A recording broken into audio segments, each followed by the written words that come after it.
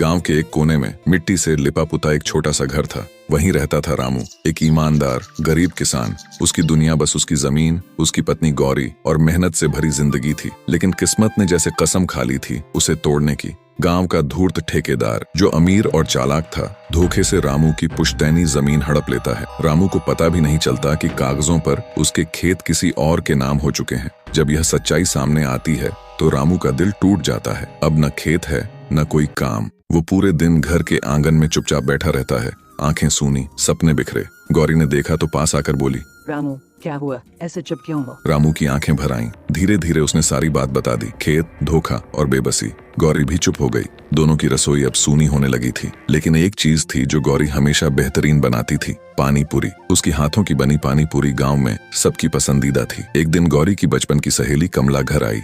गौरी ने उसे अपनी खास पानी पूरी खिलाई। पहला निवाला लेते ही कमला चौंकी। गौरी, ये पानी पूरी तो गजब है। ऐसा स्वाद मैंने कहीं नहीं खाया। तुम इससे ही कुछ करो। गौरी को बात जच गई। उसने रामू से कहा, क्यों ना हम दोनों मिलकर पानी पूरी का ठेला लगाएं?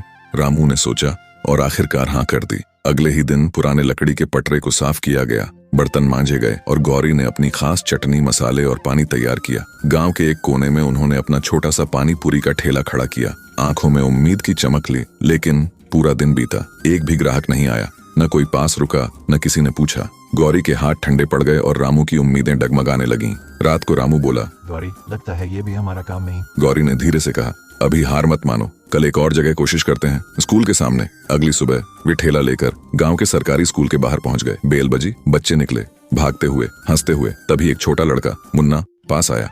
अभी पानी पूरी कितने की है?